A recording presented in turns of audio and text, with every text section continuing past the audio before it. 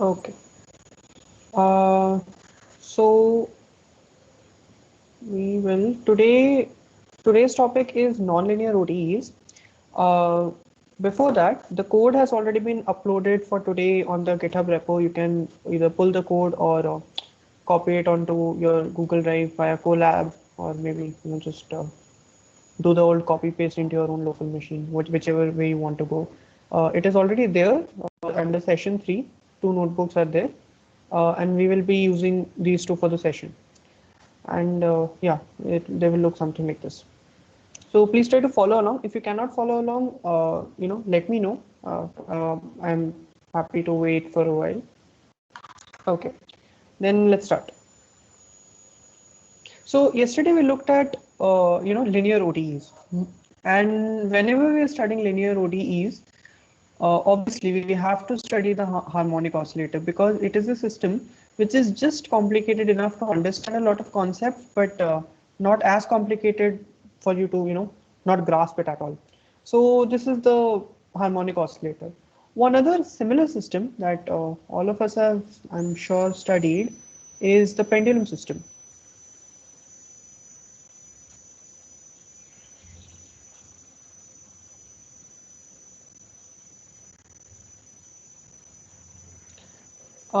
Now, someone unmute and answer what is the solution to this pendulum system? And by solution, I mean what does theta of t equals to? You don't have to tell the exact solution. The exact solution would obviously depend on initial conditions, but just tell me the form it would take. Like uh, here x of t takes a sinusoidal form of this kind, a sine omega t plus phi. This is one of the generalized forms you can write. So can anyone tell me what form does this take?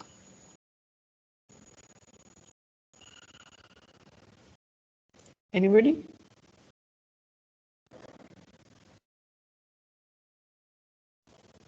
G by L sin theta plus C. Mm-hmm.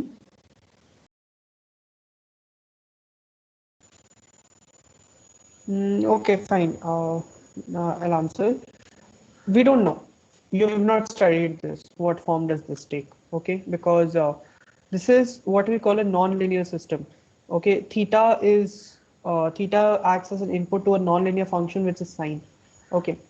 Now, how then if we can't exactly solve this, how do we go about dealing with this sort of a thing? Now, in your studies, what you have done is make a very simple approximation. You have approximated sine theta as theta for very small theta. Okay. Now, again, very small is a very relative term. We will just see what very small actually means and how accurate it can be. Now, sine theta much less than theta.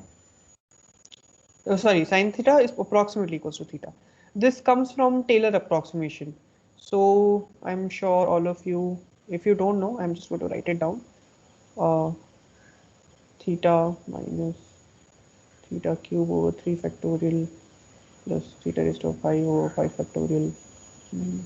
Okay, this is the Taylor approximation for sine. So we just drop all of these higher order terms. Okay, and we just get theta. So that is how we solve it, and that way this equation just turns into our simple harmonic oscillator equation, and that's done. And we just leave off the whole non-linear system thing by just saying it's we are approximating it for small theta. Now that sounds a little shady to me. What about if I don't want small theta? What if I actually have large theta? What if my pendulum is swinging at pi by 2 at a um, amplitude of pi by 2? Okay, that's a huge amplitude, and that is definitely not less than 1. Then what do we do in that scenario? In that scenario, we have to, find a exact solution. And the exact solution to this equation is not in any way trivial. In fact, just for showing you guys, I have opened up a paper here where the exact solution is shown. As you can see, it involves a lot of mathematical analysis and then some non-trivial functions, which are functions which cannot be which can only be expressed in the form of integrals like this. Okay. It is these are called something called elliptical integrals of the first kind, which you do not need to know right now. But basically, this is telling us it's a very hard job, and not very convenient if you want to make calculations. Then what do we do? Then we have our arsenal of numerical methods. That's exactly what we are going to apply. But before applying numerical methods on this nonlinear pendulum, which again is a system I'm sure all of you are familiar with, let's take a look at the linearized solution. Okay. So the linearized solution looks how it like the simple harmonic. Okay, and here I've used our solution, our improved algorithm from yesterday, where I've used my theta and I've updated theta dot. Okay, using that calculated theta, and it gives us pretty good values. But we know this is just this works for small theta, and what have we taken small theta to be? We have not taken it to be small at all. We have taken it to be pi by 2. Okay, let's do one thing. Let's make this a little bit easier on ourselves, and let's take this to be pi by 10. Okay, so for pi by 10 also we can see that it's giving a sinusoidal variation, and we will gradually increase the theta and we will see what it is actually giving. And now this is the complete nonlinear solution, and we will proceed in exactly the same manner that we did for a linear solution, except here this time it is a function of sign. Here you can see that it is we have just used theta 1, and here we have used sine of theta 1. So we will proceed in exactly the same manner, and we will see what difference does it give us. Here also we will take our initial theta to be pi by 10, and we will now you can see blue solution and the solution. Like pi by 10, it's 0.3. It's not very, it's not like in the magnitude 10 raised to power negative 5, but but it's still pretty good. Okay, even pi by 10 is a good, it's a good enough angle. What if we increase it a little bit? Let's increase it to pi by 4.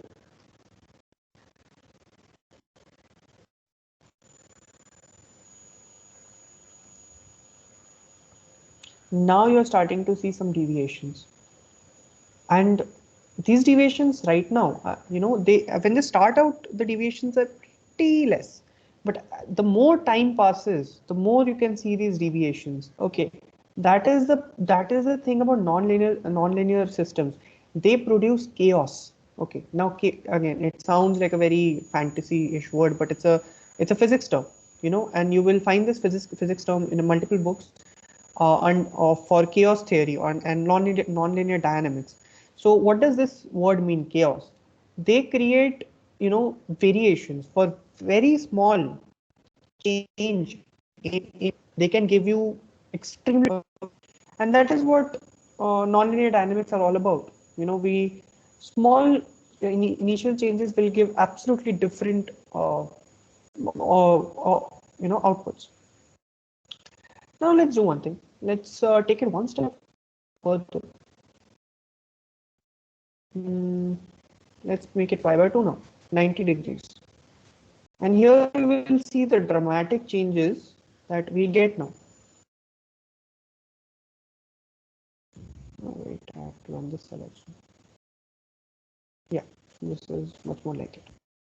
Now you can see that this is not even sinusoidal anymore. A nonlinear solution is not sinusoidal. It is definitely something else. And what is it? Do we know? We don't know. Do we care? Maybe a little bit, but not all that much, since we can, extract numerical data out of the solution that we have. And you can see that both of these are ellipses. Okay. Now here you can think of this ellipse, the state space that is between theta and the derivative of theta. That's the, quantity that we are calculating. So you can think this making ellipse sort of means that it is conserving energy. It's not exactly the definition of state space, but it's pretty clear. Okay. So it needs to be area preserving, it needs to be energy conserving.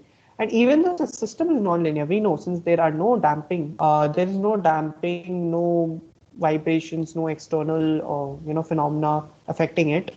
That that is because we modeled it to be that way. Okay, it shouldn't lose energy, and that is what we are seeing here. But then they are still not exactly the same. Now, let's take an extreme case. Let's take it to be, full pi. That is, we leave the system from the exact top. We can't exactly put it pi, so we'll put it as pi minus 0.01 since, okay, you know what, let's put it as pi, and I'll show you why we can't put it as pi.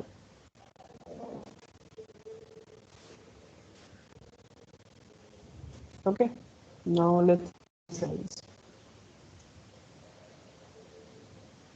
Okay, you will see the non-linear solution. The linear solution is fine. It does not care whether it is pi. But the non-linear solution, just gets flat. It disappears from here. Why? Why? Can anybody tell me why?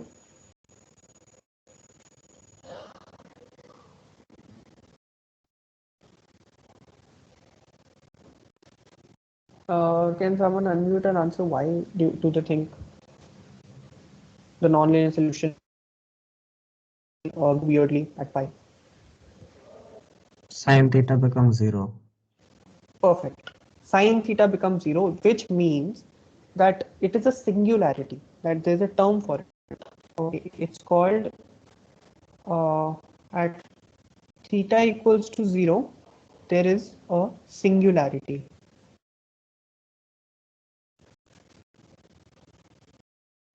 And this is a pretty important term. Okay, whenever we are dealing with nonlinear dynamics, we need to take singularities into account. Whenever you're talking about rotating bodies in general, here we just have rotation about a point. That is, the pendulum is rotating about its about the point where the string connects to the something like this.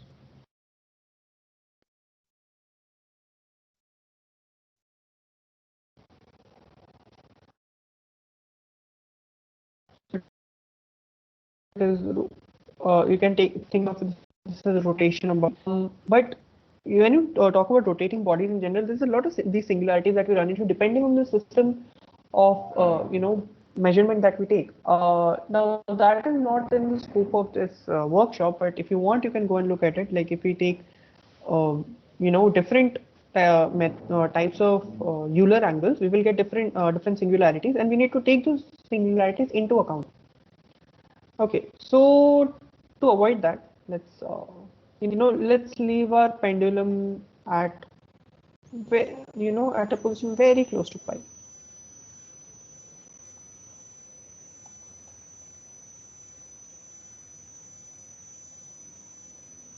Let's run this. And now you will see the huge deviations. Okay, let's do one thing. Let's increase the number of iterations. Okay, this won't work. And I'll do one thing, I'll reduce the step size. That should be good. Yeah. Okay, now you can see the absolute huge deviations that we get. The nonlinear solution is definitely not a sinusoid. Okay, and here also, yeah, okay, here is the singularity that I was talking about. At these 2 points, you can see these correspond to pi. So you can see there's a there's a close edge here. So this is, the nonlinear solution is not a sinusoid. It is behaving very weirdly. So that is the difference between that is what numerical analysis helps achieve that, you know, we rather than making approximate, we just extract data. We focus on extracting data, and you know that's pretty much all we need for most cases. Okay. This is all about pendulum. I'm sure again this is a system all of you are familiar with. Let's take a look at something a little different and a little bit more interesting.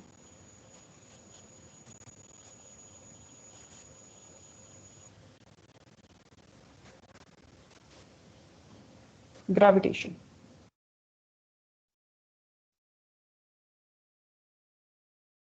And we are just going to stick to Newtonian gravitation.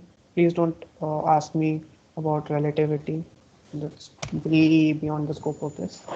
Okay. Okay, this is gravitation. And we are going to take a look at the gravitational equation of motion. What is the gravitational equation of motion?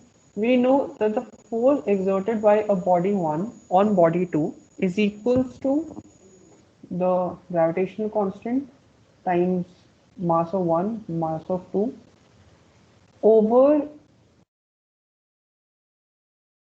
the position, the difference in position vectors cubed. I will tell you why I wrote cubed here. R1 minus R2. If you have two bodies of masses m1 and mass m2, and you want to find the force that each exerts on each other. Okay, this is the force exerted by body 1 on 2, and this is the force exerted by body 2 on 1. That is pretty similar to this. R2 minus R1 cubed, R2 vector minus R1 vector. If you are more familiar with seeing something like force equals to E m1 into over R square into R cap. Okay, so instead of just taking R cap, I will just multiply both by the modulus of R, so modulus of R.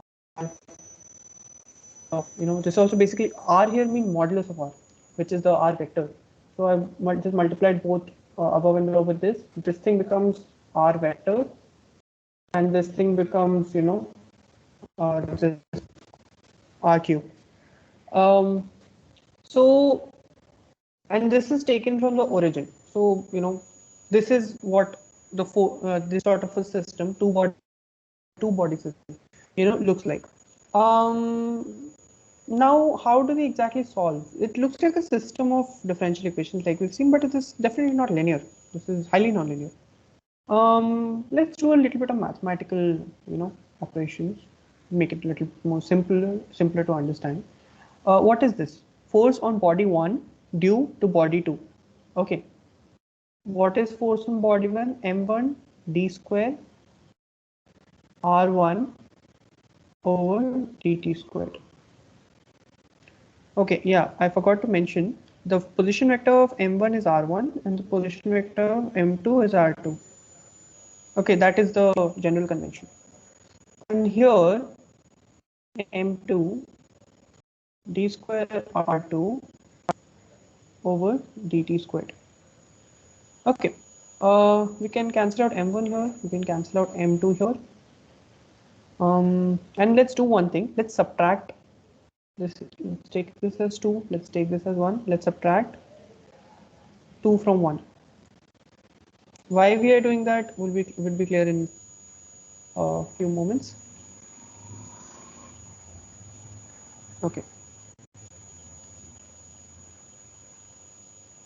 Yeah. Now d squared over dt squared of R2 minus R1. Okay, this gives minus g over. Now we know R1 minus R2 modulus is the same as R2 minus R1 modulus. So I'm just going to take as R2. Let's make it a little bit more readable. Okay.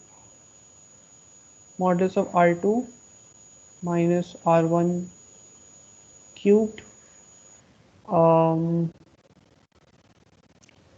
And let's take a look at this. M2 times R1 minus R2 minus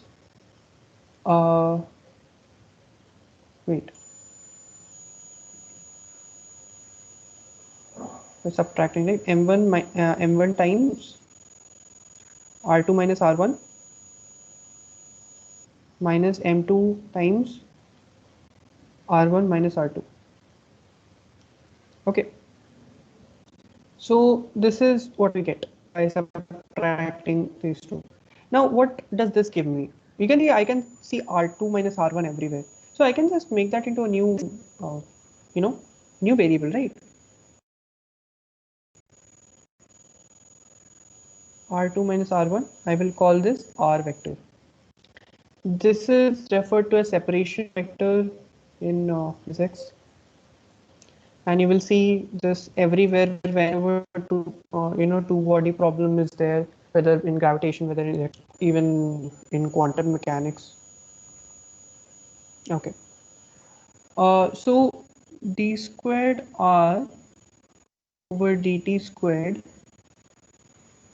is equals to minus g over r2 minus r1 cubed, and this becomes m1 r vector plus m2 r vector. So this becomes m1 plus m2. You can do the calculation yourself and check r vector, and I'm going to call m plus m2 as just capital M. So this is, sort of okay, and this also I can just call the modulus of r vector into r vector. So this I can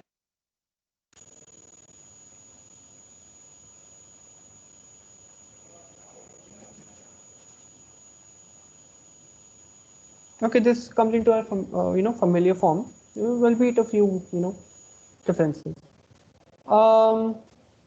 Now I want to solve this.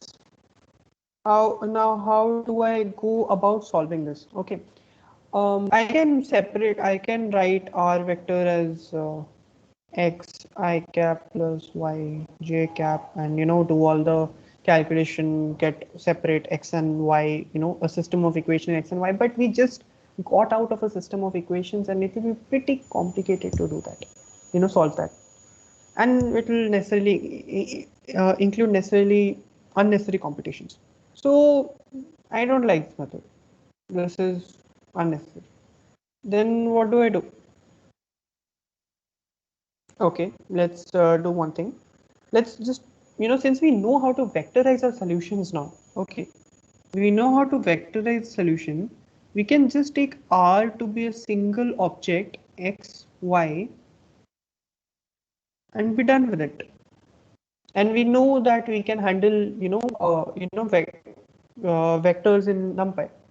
So that, I guess, that solves one problem. Now, moving on to actually solving this equation. How do I solve this? We take a similar approach for, second order equations. I will call dr by dt as r dot vector. Okay, so dr dot vector over dt, this becomes minus g m over r square r cap. Okay, so d by dt of r vector into r dot vector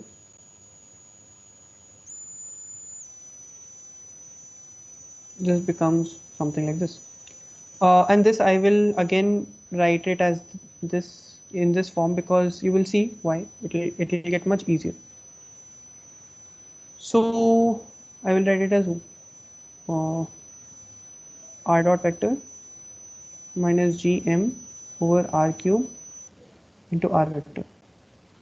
Okay, we can put it like this, but you can see that since there is an r vector here, you can't exactly get it into matrix into a vector form. Okay, so that is sort of when if we do get try to put this in a matrix and vector form, the matrix itself would be dependent or would be a function of R, which is not bad, to be honest, but doesn't really help us either way. So let's just keep these two equations separate for now, and try to solve the equation. Let's take a look at the code now. Again, I'll import all of my libraries. There is suppose you want to use some particular functions from math and you don't want to import the whole library. This is another way of importing a library. From math, import these specific functions. You can also import classes or modules or even particular variables in some scenarios, but that sort of falls out of your data protection, you know. But okay, anyways, not to divert from the subject. Okay, now let's take a look at this. There's a constant k here. This constant is basically this gn. I have defined it as a sum constant k. Okay, since this is indeed just a constant, and then put it as 1. Why 1? Because if you try to actual values of the gravity mass of sun, the computations become a little too difficult for your computer to handle, and it'll take some 100,000 iteration for it to work, and that is not very plausible. I will go in the same way, but now as I in my simple harmonic oscillator on my linear pendulum solution, I had my position and my velocity. Here, instead of position and velocity, I have a position vector and a velocity vector. Okay, and these are my initial positions and initial velocities. How am I putting these initial positions? Since I know that orbits follow an elliptical trajectory. Okay, so what I'm basically saying is I'm starting it out from x equals to 1 and y equals to 0, that is here. Okay, and I'm something like this.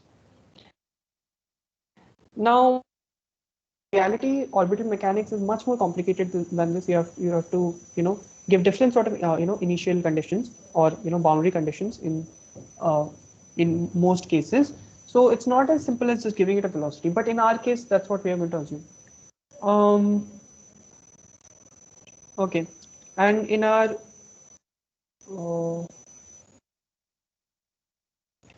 okay, now here there is okay.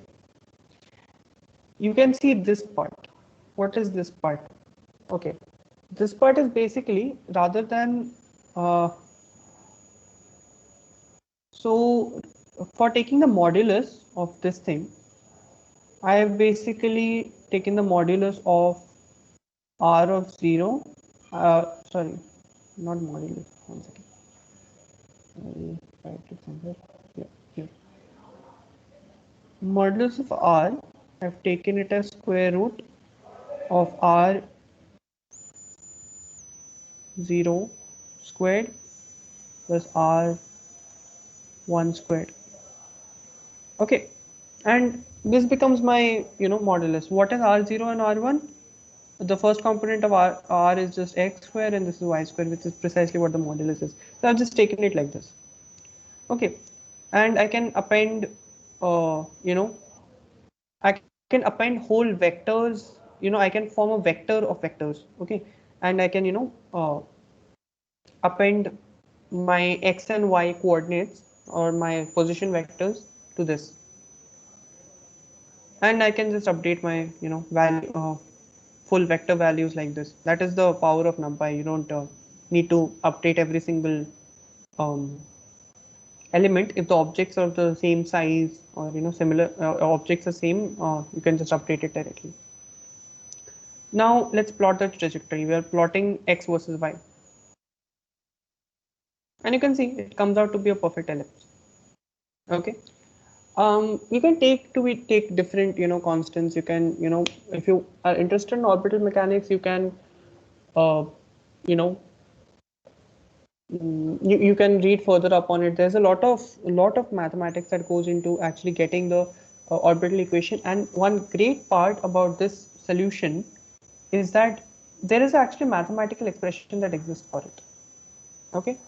How does a mathematical expression look like? If you're interested, I can just write it down here. R of theta is P upon 1 plus E cos theta. It is something of this form. Now, what is P here? What is E here? We don't. The E is the eccentricity. P is the semi-axis. So if you're interested, what is theta here? Theta is this angle. Okay, so you're basically getting the the radial position as a function of the angular position, uh, because and that is what we do. Whenever gravitation is concerned, we usually adhere to polar coordinates. Okay, because cylindrical, sorry, not cylindrical. Cartesian coordinates usually make hand calculations a little too difficult. But here, since we have used numerical methods, okay, we don't need to think about hand calculations. The computer will do it for us. So we can just, take it in X and Y. And that way, we are getting directly X and Y values rather than, our R and theta values, which we might need to convert and might be a little, time consuming. Okay, so are there any questions till now?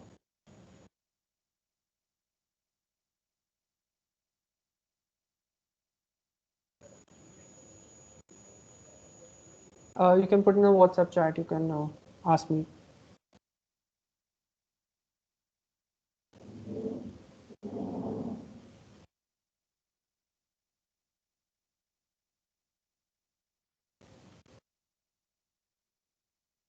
Okay. That pretty much ends the session here for today. Tomorrow we'll meet and talk about nonlinear differential equations. If you have any questions, you can put it in the WhatsApp chat later. I will put up the recording in a while for those who weren't able to join, and I'll stop the recording here.